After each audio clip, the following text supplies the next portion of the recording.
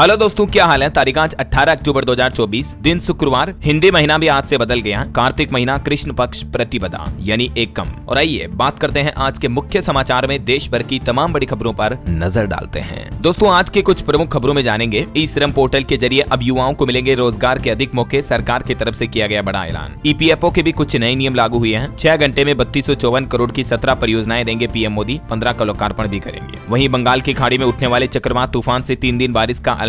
करवा चौथ से पहले सोना हुआ और महंगा, अब नया रेट कितना है जानेंगे। 13 करोड़ भारतीय लोग बेहद गरीब हैं, रिपोर्ट में हुआ चौंकाने वाला खुलासा। स्कूल में बच्चों के लिए भी नया चाइल्ड सेफ्टी सिस्टम शुरू हुआ। शराब की बिक्री पर भी एक नया नियम लागू हुआ। किसान भाई लोगों के लिए बड़ी खुशखबरी है। सरकारी कर्मचारियों के मानदेय में बढ़ोतरी पर भी खबर है। और भी आम आदमी के लिए सरकार की तरफ से लिए गए 5 बड़े फैसले। इसके अलावा भी जानेंगे दोस्तों आज के मौसम समाचार, सरकारी नौकरियों की जानकारी समेत आज की 50 बड़ी महत्वपूर्ण काम की खबरों पर नजर डालते हैं फटाफट से। देखिए, पहली खबर, देश के प्रधानमंत्री नरेंद्र मोदी अंतर्राष्ट्रीय अभिधम्म दिवस समारोह में शामिल हुए और इस दौरान पीएम ने बुद्ध के विचार भी साझा किए। दुनिया में चल रही जंग पर भी पीएम मोदी ने कहा कि दुनिया युद्ध नहीं बल्कि बुद्ध में समाधान ढूंढ सकती है, उन्हें सीखने की जरूरत है। जो अभी इजराइल, ईरान, रूस, यूक्रेन की जंग चल रही है, इस पर पीएम मोदी ने ये बातें कही। वहीं प्रधानमंत्री बोले कि गुलाम मानसिकता वालों ने भारत की पहचान मिटाने की कोशिश की है। और इस अंतर्राष्ट्रीय अभिधम्म दिवस में पीएम बोले कि भाषा, साहित्य, कला और अध्यात्म ये हमारे राष्ट्र की पहचान है। भाषाएं केवल वार्तालाप का माध्यम नहीं है बल्कि सभ्यता और संस्कृति की आत्मा भी है। करुणा और सद्भावना से ही हम दुनिया को और बेहतर बना सकते हैं। ये कुछ विचार साझा किए पीएम ने। चलिए अगली खबर देखिए दोस्तों, महंगाई पर एक राहत भरी खबर आ रही है। प्याज की डिलीवरी के लिए चलेगी अब स्पेशल कांदा एक्सप्रेस ट्रेन। सरकार ने पहली बार प्याज भेजने के लिए ये कांदा एक्सप्रेस नाम की नई ट्रेन की शुरुआत की है, जो कि महाराष्ट्र से दिल्ली प्याज लेकर आएगी ताकि दिल्ली में प्याज के बढ़ते दामों को काबू में किया जा सके। महंगे प्याज पर लगाम लगेगी। अब 20 अक्टूबर को दिल्ली में पहुंच रही ये स्पेशल कांदा एक्सप्रेस ट्रेन है ना। चलिए अगली खबर देखिए, ईसीबी ने ब्याज दरों में 25 बेसिस पॉइंट की कटौती की। महंगाई के तेजी से कम होने के चलते ये फैसला लिया। ईसीबी यानी यूरोपीय सेंट्रल बैंक की तरफ से ये कटौती की गई है और इसका संकेत ये है कि यूरोपीय यूनियन ने दुनिया के 20 देशों में महंगाई उम्मीद से अधिक तेजी से कम होने के चलते ये निर्णय लिया। चलिए भारत के लिए बड़ी अच्छी खबर देखिए दोस्तों, टीबी संक्रमण का पता लगाने के लिए आईसीएमआर ने विकसित की हाथ में पकड़ी जाने वाली एक एक्सरे मशीन। आईसीएमआर यानी कि Indian council of medical research की तरफ से ये नया आविष्कार किया गया। टीबी यानी कि क्षय रोग का पता लगाना अब और भी ज्यादा आसान होगा। हैंड एक्सरे मशीन विकसित की है आईसीएमआर ने, है ना। और वही खबर है दोस्तों, केंद्रीय परिवहन मंत्री नितिन गडकरी ने अंतर्राष्ट्रीय मेथेनॉल सेमिनार का उद्घाटन किया और इस दौरान सेमिनार में परिवहन मंत्री ने भारत में बढ़ते प्रदूषण और जीवाश्म ईंधन का आयात, 2 प्रमुख चिंताओं पर जोर दिया। और इस कार्यक्रम के माध्यम से सरकार का उद्देश्य है एथेनॉल के बाद अब मेथेनॉल से आयात बिल को कम करने की तैयारी है। कार्बन उत्सर्जन के साथ ही एलपीजी सिलेंडर की कीमतों में भी कमी आएगी इस प्लान से। और वहीं देखिए, पीएम मोदी से सपरिवार मिले केंद्रीय कृषि मंत्री शिवराज सिंह चौहान। दोनों बेटों की शादी का न्योता दिया। ये शिवराज सिंह चौहान के दोनों सुपुत्र हैं जो मध्य प्रदेश के पूर्व मुख्यमंत्री भी थे। इनकी शादी होने जा रही है। चलिए खबर है, आने वाली 20 तारीख को पीएम मोदी उत्तर प्रदेश वाराणसी का दौरा करेंगे। यहाँ 3254 करोड़ की परियोजनाओं का लोकार्पण और शिलान्यास भी करेंगे। इसकी तैयारियां भी शुरू हो चुकी हैं।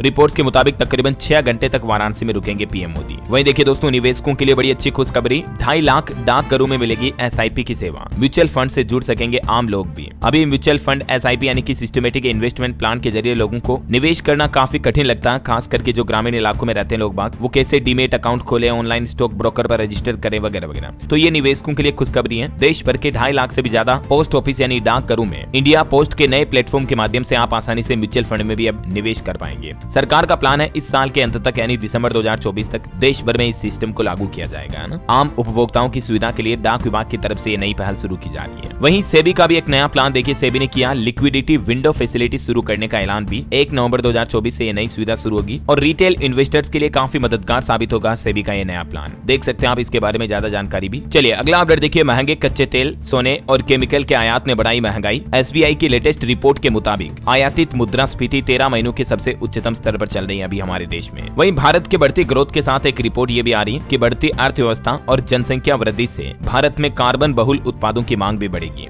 रेटिंग एजेंसी मूडीज की तरफ से ये अनुमान जताया गया। और खबर है, अमेरिकी ग्राहकों के लिए भी भारतीय फूड ब्रांड लेकर आया वॉलमार्ट। दिवाली से पहले अमेरिकी बाजार में भी इस ब्रांड के प्रोडक्ट उपलब्ध होंगे। चलिए अगली बड़ी खबर देखिए दोस्तों, नागरिकता कानून की धारा 6A को लेकर सुप्रीम कोर्ट की तरफ से एक बड़ा फैसला सुनाया गया। दरअसल असम राज्य में इस तरह के मामले को लेकर सुप्रीम कोर्ट ने कहा, असम में अप्रवासियों को नागरिकता देने वाला कानून वैध है। सुप्रीम कोर्ट के सीजेआई यानी कि चीफ जस्टिस ऑफ इंडिया बोले कि ये राजनीतिक समाधान था जो कि अब कानून बन चुका है। जस्टिस सूर्यकांत बोले कि जियो और जीने दो। और फाइनली सुप्रीम कोर्ट का यह फैसला रहा कि मार्च 1971 से पहले असम में आने वाले जो लोग बाग होंगे वो भारतीय नागरिक होंगे, उन्हें भारतीय नागरिक माना जाएगा और इंडिया की नागरिकता सिटीजनशिप मिल पाएगी, है ना। चलिए बड़ी खबर देखिए, आरबीआई ने 4 एनबीएफसी कंपनी पर लोन देने से रोक लगाई क्योंकि नियमों से ज्यादा ब्याज वसूल रही थी ये कंपनियां। 21 अक्टूबर से आरबीआई का यह आदेश लागू होगा। एनबीएफसी का मतलब नॉन बैंकिंग फाइनेंशियल कंपनी जो है उन पर आरबीआई ने प्रतिबंध लगा दिया। और वो कौन कौन कंपनियां 4 देख सकते हैं आप, Asirvad micro finance limited, Arohan financial services limited, DMI finance private limited और नवी फिनसर्व लिमिटेड। इन चारों कंपनियों पर आरबीआई की तरफ से लोन देने पर पाबंदी लगा दी है, यानी अब ये एनबीएफसी लोन नहीं दे पाएगी, है ना। चलिए अगला अपडेट है, मध्य प्रदेश की निकिता पोरवाल बनी मिस इंडिया 2024। अब ये मिस वर्ल्ड में करेगी इंडिया को रिप्रेजेंट। इन्होंने रामलीला और कृष्ण लीला में सीता माता और राधा के किरदार भी निभाए हुए हैं। मध्य प्रदेश के उज्जैन की रहने वाली निकिता पोरवाल ने फेमिना मिस इंडिया 2024 का खिताब जीत लिया है। मेनी कांग्रेट्स निकिता को। करंट अफेयर्स के हिसाब से इंपोर्टेंट है, ध्यान रखिएगा ये। वही खबर है, वोडाफोन आइडिया यूजर्स का इंतजार अब खत्म होगा। दिल्ली मुंबई समेत 17 सर्किल एरिया में जल्द ही कंपनी 5G सर्विस शुरू करने की तैयारी कर रही है।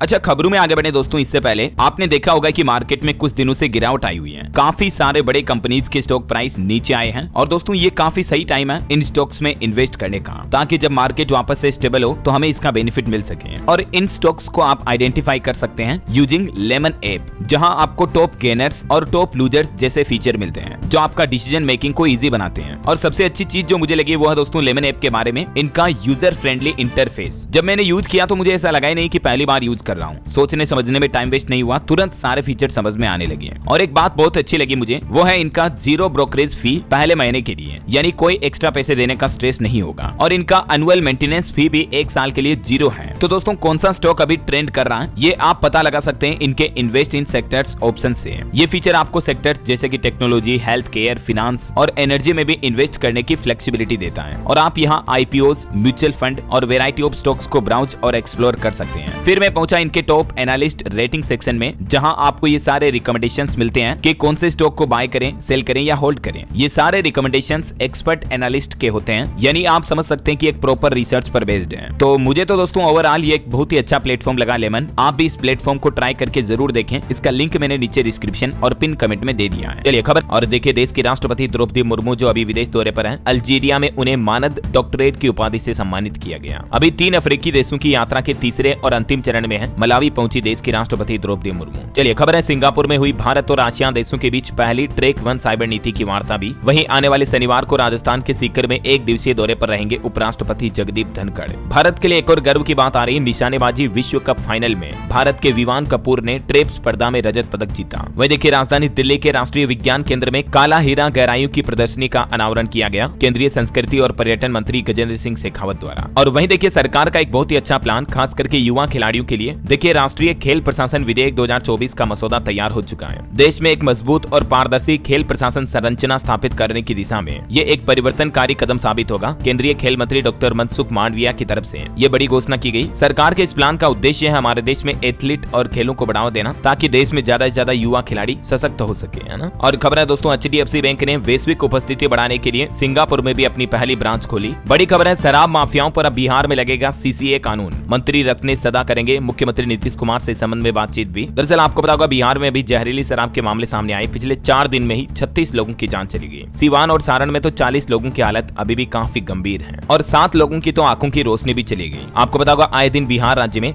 जहरीली शराब के चलते ऐसे मामले घटनाएं सामने आती रहती है। तो इन्हीं पर लगाम लगाने के लिए बिहार सरकार की तरफ से यह प्लान बनाया गया, सख्त कानून लागू किया जाएगा। विपक्ष ने भी बिहार सरकार पर तंज कसते हुए कहा कि बिहार में धड़ल्ले से जारी है जहरीली शराब का अवैध कारोबार। नीतीश सरकार को इस पर लगाम लगानी चाहिए, प्रियंका गांधी की तरफ से सोशल मीडिया पर यह पोस्ट किया है। चलिए खबर है, कंगना रनौत के फैंस के लिए खुशखबरी देखिए, उनकी फिल्म इमरजेंसी को फाइनली सर्टिफिकेट मिल चुका है काफी कंट्रोवर्सी के बाद। जल्द ही ये फिल्म रिलीज होगी, तारीख सामने आएगी तो मैं आपको बता दूंगा। और वहीं पुष्पा 2 फिल्म पर भी खबर आ रही, फिल्म ने रिलीज से पहले ही 900 करोड़ रुपए कमा लिए। वैसे तो ये फिल्म 6 दिसंबर को रिलीज होगी, लेकिन रिलीज से पहले फिल्म ने अपने OTT और सैटेलाइट राइट्स के जरिए तकरीबन 900 करोड़ की कमाई की है। वही देखिए दोस्तों, असम राज्य में एक बड़ा रेल हादसा हो गया। लोकमान्य तिलक एक्सप्रेस ट्रेन के 8 डिब्बे पटरी से नीचे उतर गए। गनीमत रही कि किसी जान माल का नुकसान नहीं हुआ। और खबर है, सामूहिक हत्या के मामले में बांग्लादेश कोर्ट ने शेख हसीना के खिलाफ गिरफ्तारी वारंट भी जारी कर दिया। अब बांग्लादेश में आजादी से जुड़ी छुट्टियों को भी कैंसिल किया गया। मुजीबुर रहमान के शोक दिवस की छुट्टी भी रद्द हुई। हसीना की पार्टी बोली कि ये जिन्ना का जन्मदिन मनाएंगे। चलिए अगला अपडेट देखिए, दिवाली से पहले केंद्र की नरेंद्र मोदी सरकार और 5 राज्य सरकारों ने भी सरकारी कर्मचारियों को तोहफा देते हुए DA यानी कि महंगाई भत्ते में बढ़ोतरी कर दी है। एक तो मैंने आपको कल ही बताया था अपडेट, केंद्र सरकार की तरफ से 3% डीए बढ़ोतरी को मंजूरी दी गई है। इसके अलावा कौन कौन से राज्यों में कितनी बढ़ोतरी हुई देखिए आप। छत्तीसगढ़ में भी 4% डीए बढ़ाने की घोषणा कर दी है। उड़ीसा में भी 4% बढ़ा महंगाई भत्ता। हिमाचल प्रदेश सरकार ने भी अपने कर्मचारियों को दिवाली तोहफा दिया और दशहरे से पहले मुख्यमंत्री सुखविंदर सिंह सुक्खू ने महंगाई भत्ते में 4% की बढ़ोतरी की घोषणा की थी। इसके अलावा हाल ही में सिक्किम राज्य सरकार ने भी 4% डीए बढ़ाया और झारखंड में 9% डीए बढ़ोतरी का ऐलान किया है, जो कि 1 जनवरी 2024 से लागू होगा, है ना। चलिए अगली खबर है, रेलवे ने बदल दिया एडवांस टिकट बुकिंग से जुड़ा ये नियम। और नए नियम के मुताबिक दोस्तों अब रेलवे की टिकट की एडवांस बुकिंग सिर्फ 2 महीने पहले ही हो पाएगी। अभी मौजूदा नियम के मुताबिक 4 महीने पहले भी आप रेलवे में एडवांस रिजर्वेशन करवा सकते थे, लेकिन यात्री आरक्षण प्रणाली में रेलवे की तरफ से ये बदलाव किया गया है और ये नए नियम 1 नवंबर 2024 से लागू होंगे। अब आप अपनी यात्रा के अधिकतम 60 दिन पहले ही रेलवे टिकट की एडवांस बुकिंग करा पाएंगे, है ना। और वहीं देखिए दोस्तों, एक रिपोर्ट में बड़ा दावा किया जा रहा, चीन ने भूटान में 22 गाँव बसाए। भारत पर कूटनीतिक बढ़त हासिल करने के लिए अब डोकलाम पर भी नजर है चीन की। तिब्बती विश्लेषकों की तरफ से ये रिपोर्ट प्रकाशित की गई और इस रिपोर्ट के कुछ डेटा आप इस नक्शे में भी देख सकते हैं, मैप में। चलिए अगली बड़ी अच्छी खबर देखिए, दिवाली से पहले मिलने लगे निःशुल्क एलपीजी गैस सिलेंडर। 1,86,00,000 परिवारों को फ्री एलपीजी गैस सिलेंडर दिए जाएंगे। उत्तर प्रदेश के मुख्यमंत्री योगी आदित्यनाथ सरकार की तरफ से इस संबंध में शासनादेश भी जारी कर दिया है। प्रधानमंत्री उज्ज्वला योजना का लाभ लेने वाली महिलाओं को इस दिवाली फ्री एलपीजी सिलेंडर मिलेगा, है ना। दिवाली के अलावा भी होली, रक्षाबंधन वगैरह इन त्योहारों के मौके पर भी योगी आदित्यनाथ सरकार द्वारा ये एलपीजी गैस सिलेंडर दिया जाएगा। चलिए अगली खबर देखिए, 2 महीने के अंदर जम्मू कश्मीर को पूर्ण राज्य का दर्जा मिले। जम्मू में नई सरकार बनने के बाद अब सुप्रीम कोर्ट में भी इस तरह की याचिका लगाकर गुहार की गई है। अच्छा, हरियाणा की एक कंपनी की अनोखी खबर देखिए आप। कंपनी ने दिवाली गिफ्ट में अपने कर्मचारियों को बांटी कारें। 15 कर्मचारियों को ये गाड़ियां मिली। एक फार्मा कंपनी ने अपने कर्मचारियों को ये शानदार गिफ्ट दिया है। हरियाणा के पंचकुला की ये कंपनी है। ब्यूटी और वेलनेस प्रोडक्ट बनाती है कंपनी मोब एमआर नाम से। चलिए महंगाई पर एक बड़ी खबर आ रही है कि आम आदमी पर महंगाई की मार पड़ने वाली है। 5.5 रुपए तक बढ़ सकती है सीएनजी की कीमतें। दरअसल दोस्तों, सरकार ने वाहनों के लिए सीएनजी की सेल करने वाली शहरी गैस वितरण कंपनियों के सप्लाई कोटे में कमी कर दी है। अभी इन कंपनियों को घरेलू सस्ती गैस की सप्लाई में एक फिक्स्ड कोटा मिलता है, जिसमें सरकार ने लगभग 5वें हिस्से के बराबर कटौती कर दी है। और तो अब इस कटौती का भरपाया करने के लिए जो सीएनजी कंपनियां हैं, जाहिर सी बात है अपने ग्राहकों से ही वसूली करेगी। तो रिपोर्ट्स के मुताबिक 5 से 5.5 रुपए प्रति किलो तक सीएनजी महंगी हो सकती है। चलिए खबर आ रही, कैथल पहुंची मुंबई क्राइम ब्रांच। बाबा सिद्दीकी मामले की जांच के लिए आरोपी गुरमेल और जीशान अख्तर के दोस्तों से भी पूछताछ की गई। वहीं किसानों की बड़ी चेतावनी देखिए, एसकेएम यानी कि संयुक्त किसान मोर्चा ने 26 नवंबर को 500 जिलों में चेतावनी रैली की घोषणा की है। किसानों ने सरकार को अल्टीमेटम दिया, कहा कि अगर हमारी मांगे पूरी नहीं हुई तो फिर से बड़ा आंदोलन होगा। अभी बड़े किसान आंदोलन के दिल्ली मार्च के 4 साल पूरे हो चुके हैं और इस मौके पर किसानों के सामूहिक संगठन संयुक्त किसान मोर्चा की तरफ से सरकार को एक बार फिर से ये अलर्ट जारी किया। अगले महीने 26 नवंबर को देश के 500 जिलों में चेतावनी रैलियां निकालेंगे किसान भाई लोग, है ना। एमएसपी गारंटी वगैरह समेत कुछ मांगे हैं किसानों की। चलिए अगला अपडेट आ रहा, जस्टिस संजीव खन्ना होंगे 51वें सीजेआई। अनुच्छेद 370 हटाने को भी इन्होंने सही बताया था। इनका कार्यकाल सिर्फ 6 महीने का होगा। 13 मई को ये भी रिटायर होंगे। दरअसल अभी जो सुप्रीम कोर्ट के सीजेआई है चंद्रचूड़, वो अगले महीने 10 नवंबर 2024 को रिटायर हो रहे हैं। तो अब इनकी जगह लेंगे जस्टिस संजीव खन्ना, जो कि सुप्रीम कोर्ट के 51वें चीफ जस्टिस होंगे, है ना। करंट अफेयर्स के हिसाब से इंपोर्टेंट है, ध्यान रखिएगा। वहीं खबर देखिए, मैरिटल रेप पर भी सुप्रीम कोर्ट में सुनवाई हुई। याचिकाकर्ता बोले कि पति को सिर्फ इसलिए छूट न मिले क्योंकि पीड़ित पत्नी है, ना का मतलब न होता है। इस मामले को लेकर सुप्रीम कोर्ट में 3 घंटे तक सुनवाई चली तकरीबन। अभी मौजूदा समय में दोस्तों मैरिटल रेप पर क्या कानून है हमारे देश में, जिसकी जानकारी भी आप देख सकते हैं। चलिए खबर देखिए, कर्नाटक सरकार का बड़ा फैसला। कर्नाटक में आवासीय स्कूलों का नाम अब बदला जाएगा। महर्षि वाल्मीकि नया नाम होगा। कर्नाटक के सीएम सिद्धारमैया बोले कि बीजेपी समानता की बात करती है लेकिन उसका पालन नहीं करती है। कल ही वाल्मीकि जयंती के मौके पर सीएम ने उनको श्रद्धांजलि दी और कर्नाटक सरकार ने गुरुवार को राज्य के सभी आवासीय स्कूलों के नाम भी बदल दिए हैं। अब ये सभी स्कूल महर्षि वाल्मीकि विद्यालय के नाम से जाने जाएंगे, है ना। चलिए अगला बड़ा महत्वपूर्ण अपडेट है दोस्तों, ईपीएफओ की तरफ से कुछ नए नियम लागू किए गए हैं। देश के 6 करोड़ से भी ज्यादा पीएफ मेंबर्स के लिए गुड न्यूज आई। एक तो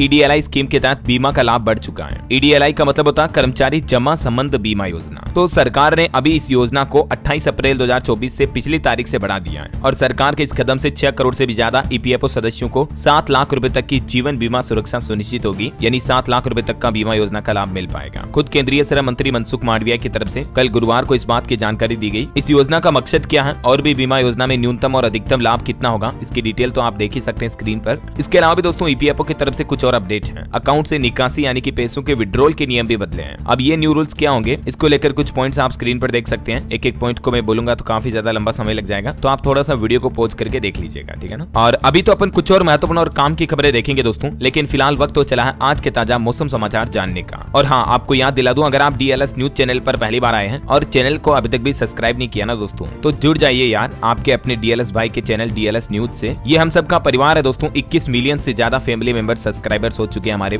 DLS न्यूज फैमिली में। तो जुड़ जाइए बिल्कुल, रोजाना की ताजा खबरें, महत्वपूर्ण मुख्य समाचार, सरकार की नई योजनाओं की जानकारी सबसे पहले देखते रहने के लिए चैनल को सब्सक्राइब करके बेल आइकन जरूर दबा दीजिएगा। आप भी कहोगे कि यार DLS भाई रोज रोज क्यों कहते हो सब्सक्राइब के लिए। तो दोस्तों कई सारे यूजर्स जो नए आते हैं, पहली बार वीडियो देख रहे हैं, तो उनके लिए बताना पड़ता है यार, थोड़ा 10-20 सेकंड आपका टाइम वेस्ट होता है, मुझे पता है, लेकिन इतना तो एडजस्ट कर लिया करो यार। मैं भी तो आपके लिए पूरी रात मेहनत करता हूँ, तब जाकर सुबह 4-4:30 बजे आप तक खबरें पहुंच पाती हैं। तो इतनी मेहनत के लिए दोस्तों DLS भाई को इतना तो सपोर्ट कर लिया करो। बस वीडियो को लाइक शेयर कर दो, चैनल को सब्सक्राइब नहीं किया तो कर दो। आपसे कोई धन दौलत रुपए पैसे थोड़ी मांग रहा हूँ क्या। खैर अपन मुद्दे से भटक रहे हैं, फिलहाल अपन खबरों में आगे बढ़ते हैं। बाकी आपसे ढेर सारी बातें करनी है दोस्तों। बहुत जल्द मैं लाइव स्ट्रीम सेशन शुरू करूंगा, कभी सप्ताह में 1-2 बार 3 बार लाइव स्ट्रीम किया करूंगा। उसमें फुर्सत में बैठ के बातें करेंगे अपन चाय कॉफी के साथ, ठीक है। तो फिलहाल तो चलो नॉन स्टॉप बुलेट ट्रेन की रफ्तार से खबरें देखते हैं वापस। मौसम समाचार की बात कर रहे थे अपन। देखिए बंगाल की खाड़ी में उठने वाले चक्रवात तूफान से उड़ीसा राज्य में 3 दिन बारिश का अलर्ट जारी किया मौसम विभाग ने। आने वाले 23, 24 और 25 अक्टूबर को उड़ीसा में भारी बारिश होने की संभावना है। इसके अलावा भी केरल, कर्नाटक, माहे, लक्षद्वीप में अगले 4-5 दिनों तक तेज बरसात हो सकती है। वहीं बिहार के 8 जिलों में मौसम बदलने का अलर्ट भी जारी हुआ, लोगों से सावधान रहने की अपील भी किया मौसम विभाग ने। इसके अलावा झारखंड राज्य के भी कुछ जिलों में बारिश के आसार है। 19 अक्टूबर से मौसम बदलेगा फिर से। ये बंगाल की खाड़ी में जो लो प्रेशर बन रहा ना, उसके चलते।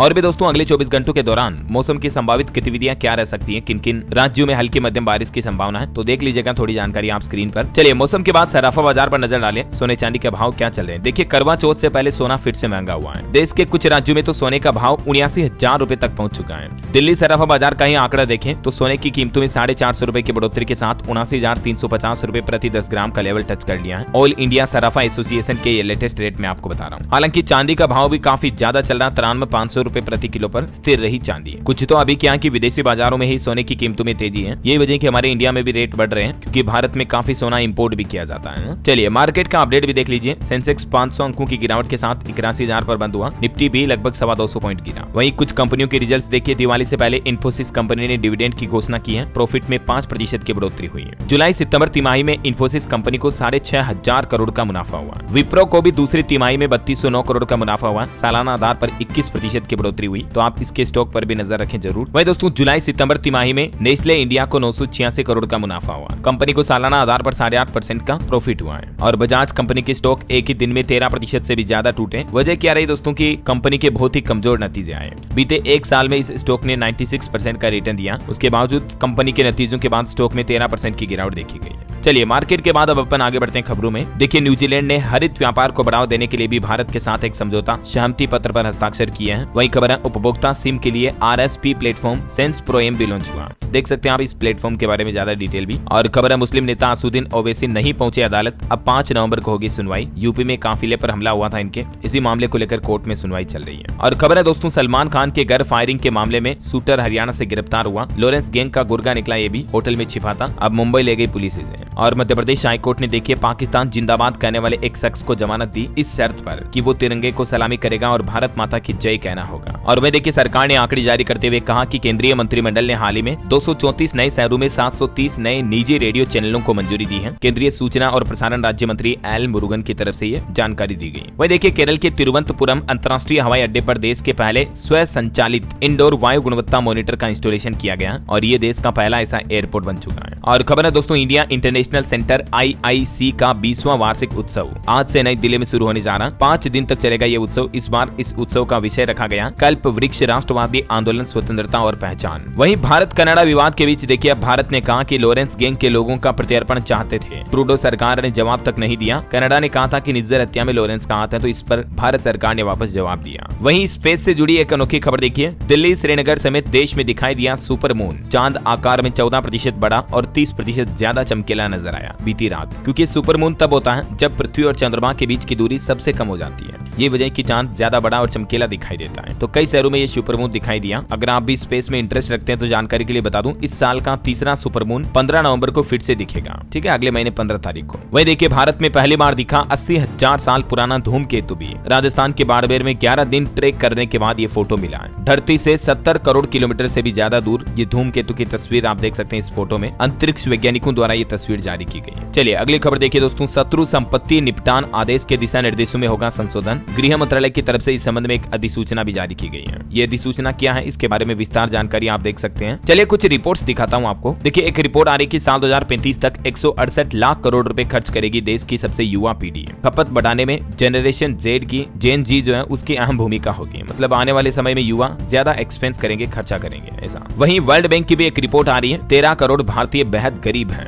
जिनकी रोजाना कमाई 181 रुपए से भी कम है। विश्व बैंक की रिपोर्ट में जो ये दावा किया गया भारत के लिए वाकई में बड़ी चिंताजनक बात है। जहां एक तरफ हम विकसित भारत इंडिया को थर्ड लार्जेस्ट इकोनॉमी बनाने की ओर अग्रसर है, 2047 विकसित भारत का सपना है। इस बीच इस तरह की रिपोर्ट पर वाकई में चिंता करनी चाहिए, सोच विचार करना चाहिए। विश्व बैंक की रिपोर्ट ने कहा कि 13 करोड़ से भी ज्यादा लोग ऐसे हैं जिनकी प्रतिदिन आमदनी मात्र 181 रुपए है, $2.5 से भी कम। हालांकि 1990 में ये संख्या 43 करोड़ थी, तो उस वक्त से लेकर अभी तो काफी सुधार हुआ, लेकिन उस वक्त से लेकर अभी तक काफी इन्फ्लेशन, महंगाई भी तो कितनी बढ़ गई। तो जरूर सरकार को इन रिपोर्ट्स पर ध्यान देना चाहिए और लोगों को महंगाई से राहत देने वाली और गरीब लोगों के लिए इनकम बढ़ाने वाली नई योजनाएं लानी चाहिए। राइट, क्या आप भी मेरी बात से सहमत है दोस्तों? अगर हैं तो यस डीएलएस भाई लिखिए इस वीडियो के नीचे कमेंट में। देखो, कोई भी मुद्दा उठाने के लिए एक दूसरे का सपोर्ट होना बहुत जरूरी है। मैं आवाज उठाऊंगा, आप भी मेरे साथ जुड़ोगे, हम सबकी गूंज सरकार के कानों तक जरूर पहुंचेगी, एक बड़ा बदलाव देखने को मिलेगा। राइट, चलिए कुछ और रिपोर्ट देखते हैं फटाफट से। जल संकट बन रहा खाद्य उत्पादन के लिए बड़ा खतरा। रिपोर्ट में दावा किया गया कि साल 2050 तक 8% तक गिर सकती है वैश्विक जीडीपी, क्योंकि पूरे विश्व में अभी जल संकट खाद्य उत्पादन के लिए एक बड़ा खतरा बन गया है। और यही हालात रहे तो दुनिया भर में मार्केट क्रैश हो जाएगा 2050 तक, इतनी बड़ी गिरावट देखने को मिलेगी। और एक रिपोर्ट देखिए, 50 साल से कम उम्र की औरतों में आजकल बढ़ रहा ब्रेस्ट कैंसर। अश्वेत महिलाओं में मृत्यु दर श्वेत की तुलना में ज्यादा है। वहीं भारत की तेज गति से बढ़ती अर्थव्यवस्था पर एक अच्छी रिपोर्ट सामने आई दोस्तों। एआई यानी कि आर्टिफिशियल इंटेलिजेंस के जरिए साल 2030 तक भारत को 33.8 लाख करोड़ का लाभ होने की संभावना है। गूगल की तरफ से ये लेटेस्ट नई रिपोर्ट जारी की गई। और एक रिपोर्ट देखिए, अगले 10 साल में बदल जाएगी भारत की ऑटोमोबाइल इंडस्ट्री भी। हर दिन जुड़ेंगी 12,000 से ज्यादा कारें। 2035 तक कारों की खरीदारी ज्यादा बढ़ेगी। और दोस्तों, भारत के भविष्य के सपने पर भी एक अच्छी रिपोर्ट आ रही है कि पूरा होने वाला भारत का सबसे बड़ा सपना। ये रिपोर्ट देखकर तो चीन भी चिढ़ जाएगा और पाकिस्तान तो इस रिपोर्ट की बराबरी करने की भी नहीं सोच सकता है। बात कुछ यूं है कि अभी हमारा भारत इस समय दुनिया की 5वीं सबसे बड़ी अर्थव्यवस्था है। और इसी बीच रेटिंग एजेंसी S&P ग्लोबल की तरफ से ये कहा गया है कि साल 2030 तक हमारा भारत तीसरी सबसे बड़ी वैश्विक अर्थव्यवस्था बनने की ओर अग्रसर है। तो ये एक अच्छी बात है, राहत की बात है, क्योंकि अभी हमारे भारत का लक्ष्य है साल 2047 तक 30,000 अरब डॉलर की इकोनॉमी बनना, विकसित भारत बनना, है ना। चलिए अगली खबर देखिए, Calcutta RG Kar medical college case पर खबर आ रही है। जूनियर डॉक्टरों का आमरण अनशन 13वें दिन भी जारी। तबियत बिगड़ने की वजह से 6 और चिकित्सक अस्पताल में भर्ती हुए हैं। वही खबर है, एक और स्टार्टअप बंद हुआ, अब कंपनी लौटाएगी निवेशकों का पैसा भी। सेल्स ऑटोमेशन पर फोकस करने वाले एक सास स्टार्टअप टॉपलिन ने आखिरकार अपना बिजनेस बंद करने का फैसला किया है। वहीं केरल हाईकोर्ट का एक बड़ा फैसला देखिए, बच्चे के सामने यौन संबंध बनाना बच्चे का यौन उत्पीड़न करने जैसा है। एक केस की सुनवाई करते हुए हाईकोर्ट की तरफ से यह फैसला सुनाया गया। चलिए बड़ी अच्छी खबर है, ई श्रम पोर्टल के जरिए अब मिलेंगे रोजगार के ज्यादा मौके, सरकार की तरफ से बड़ा ऐलान किया गया है। देखिए आखिर क्या प्लान है, आपको पता होगा श्रम और रोजगार मंत्रालय ने असंगठित क्षेत्र के श्रमिकों को एक साथ करने के लिए उनका डेटाबेस बनाने के लिए 26 अगस्त 2021 को ये ई श्रम पोर्टल शुरू किया था। राइट, उसके बाद इसे आधार कार्ड से जोड़ा गया। इस पोर्टल का उद्देश्य है ये जो असंगठित श्रमिक हैं इनको एक यूएएन प्रदान करके उनका रजिस्ट्रेशन और सहायता करना है। तो अब सरकार ने ये प्लान बनाया है, इस पोर्टल पर नौकरियों की जानकारी देने वाली कंपनियों को अपने श्रमिकों को पोर्टल पर नामांकित करने की अनुमति मिलेगी। तो इस पोर्टल पर लोगों को रोजगार भी मिल पाएंगे, है ना। और भी कई विभिन्न कल्याणकारी योजनाओं के लिए एलिजिबिलिटी क्राइटेरिया जैसी नई सुविधाओं के साथ इस पोर्टल का दूसरा एडिशन शुरू करने की घोषणा की है केंद्रीय श्रम मंत्री मनसुख मांडविया ने। चलिए अगली खबर देखिए, पंजाब वासियों को भगवंत मान सरकार ने नया तोहफा दिया है। 32.78 करोड़ की लागत से भगवान वाल्मीकि पेनोरमा का उद्घाटन किया। वहीं उत्तर प्रदेश के बहराइच में जो हिंसा चल रही है, लगातार 4 दिन इंटरनेट बंद रहे, उसके बाद अब आखिरकार इंटरनेट सेवाएं शुरू हुई। इस हिंसा के बाद यहाँ इलाके के सूचना अधिकारी वारिस अली को भी हटाया गया। राम गोपाल की जान लेने वाले आरोपी को भी गिरफ्तार कर दिया है। और खबर है कि बहराइच हिंसा में नेपाल बॉर्डर पर सरफराज और तालीम का इनकाउंटर भी किया, दोनों के पैर में गोली लगी। इस घटना के 5 आरोपियों को गिरफ्तार भी किया गया है। चलिए अगला अपडेट देखिए, नायब सिंह सैनी ने लगातार दूसरी बार हरियाणा के मुख्यमंत्री पद की शपथ ली। दूसरी बार ये सीएम बने। कैबिनेट में 13 मंत्री भी बनाए गए। सबसे ज्यादा 5 ओबीसी चेहरे नजर आए, 2 महिला मंत्री भी रही। आज हरियाणा कैबिनेट की पहली मीटिंग भी होगी। वैसे हरियाणा में मुख्यमंत्री ने अपने वादे के मुताबिक शपथ ग्रहण से पहले ही 24,000 सरकारी भर्तियों का रिजल्ट घोषित किया। ग्रुप सी और डी के पद भरे जाएंगे। सीएम ने शपथ ग्रहण से पहले यह भरोसा दिलाया था, तो आखिरकार ये वादा पूरा किया। और वहीं देखिए, आने वाले इलेक्शन के चलते महाराष्ट्र में भी आचार संहिता लागू हुई। सरकारी वेबसाइट पर प्रकाशित सरकारी आदेशों को हटाने के निर्देश भी जारी किए चुनाव आयोग ने। खबर है महाराष्ट्र कांग्रेस की भी पहली लिस्ट 20 अक्टूबर को आएगी। बीजेपी ने भी 100 सीटों पर चर्चा की है। चलिए पॉलिटिक्स के बाद कुछ और अपडेट देखते हैं, फटाफट से देखिए आप। मुंबई मेट्रो में यात्रा करने वालों के लिए खास सुविधा शुरू हुई। व्हाट्सएप पर हाई लिख करके भी अब आप मेट्रो की टिकट बुकिंग कर पाएंगे। ये व्हाट्सएप नंबर है, ठीक है। और इसके अलावा दिल्ली मेट्रो से भी अपडेट है। इस रविवार रविवार सुबह 3:15 बजे ही दौड़ेगी मेट्रो ट्रेन। डीएमआरसी की तरफ से टाइमिंग में यह बदलाव किया 20 अक्टूबर के लिए। और वहीं देखिए दोस्तों, उत्तर प्रदेश में योगी सरकार की अनोखी पहल। अब हाईवे पर अगर रोड एक्सीडेंट हुआ, घायल हुए तो इलाज का खर्च उठाएगा NHAI यानी national highway authority of India की तरफ से। हेल्पलाइन नंबर भी जारी किए गए हैं। 1033 पर कॉल करके आपको दुर्घटना की सूचना देनी है। वहीं यूपी में किसानों के लिए भी खुशखबरी आई दोस्तों। 15 दिन पहले मिल जाएगी मौसम की सटीक जानकारी। उत्तर प्रदेश के अलग अलग जिलों की तहसीलों में लगाए जाएंगे AWS यानी इसका फुल फॉर्म है ऑटोमेटिक वेदर स्टेशन लगाए जाएंगे, जिससे कि किसानों को मौसम की सटीक जानकारी उनके मोबाइल पर पहले से ही मिल पाएगी, है ना। अच्छा, उत्तर प्रदेश मेरठ में जो अभी कृषि मेला आयोजित हो रहा है उसमें देखिए 23 करोड़ का एक अनोखा भैंसा आया। ये भैंसा रोज अंडा, दूध वगैरह, काजू बादाम सुपर डाइट लेता है। देखने वालों की भी भीड़ लग गई। ये देख सकते हैं आप इस भैंसे की तस्वीरें भी। चलिए खबर देखिए, उत्तर प्रदेश में शिक्षा मित्रों को मानदेय बढ़ोतरी के साथ साथ मिलेगा एक और तोहफा। सीएम योगी ने भरोसा दिलाया। दरअसल शिक्षा मित्रों की तो अभी और कई मांगे हैं। मूल जनपद में वापसी, आकस्मिक अवकाश को बढ़ाना, मेडिकल सुविधा वगैरह भी। तो सीएम योगी का कहना है कि सरकार जल्द ही इन सभी मांगों को लेकर बैठक करेगी और विधानसभा उपचुनाव के बाद शिक्षा मित्रों की ये मांगे पूरी हो सकती है ना। चलिए अगली खबर देखिए दोस्तों, 1 करोड़ की इनामी महिला नक्सली तेलंगाना से गिरफ्तार हुई है। अंग्रेजी, हिंदी समेत कई भाषाओं की जानकार है ये। और ये नक्सली कितनी खतरनाक होगी इस बात का अंदाजा लगा सकते हैं कि 1 करोड़ का इनाम घोषित कर रखा था इस पर। नाम है सुजाता। छत्तीसगढ़ बस्तर में हमलों की मास्टरमाइंड मानी जाती है, जिसमें 176 जवानों की शहादत हुई। लेकिन आखिरकार ये अरेस्ट हो चुकी है। बुराई का बुरा नतीजा। तेलंगाना पुलिस ने ये सफलता हासिल की है। चलिए कुछ और स्टेट न्यूज अपडेट देखते हैं फटाफट से। देखिए, राजस्थान में कैंसर जांच आपके द्वार अभियान को मिला अंतर्राष्ट्रीय सम्मान। वर्ल्ड बुक ऑफ रिकॉर्ड्स में दर्ज हुआ। वहीं खबर है छत्तीसगढ़ में नोट छापने वाली प्रेस में छपेगा अब शराब का स्टिकर। भारत सरकार इसे प्रिंट करेगी। नकली होलोग्राम घोटाले के बाद छत्तीसगढ़ में पहली बार ऐसा सिस्टम लागू करने जा रही सरकार। शराब की हर बोतल पर एक यूनिक स्टिकर छपेगा, जैसे नोट छपते हैं ना वैसे ही। और बिहार सरकार का एक नया आदेश देखिए, मजदूरों को डीएम या सीएम के पास भेजा तो अब कार्रवाई होगी। श्रम संसाधन मंत्री संतोष सिंह बोले कि फील्ड ऑफिसर काम को अटका लटका कर नहीं रखे, नंबर 1 बनना है। इधर पंजाब में देखिए दोस्तों, किसानों ने तकरीबन 25 से भी ज्यादा टोल प्लाजा फ्री करवाए। 14 जिलों में किसानों ने ये विरोध प्रदर्शन किया।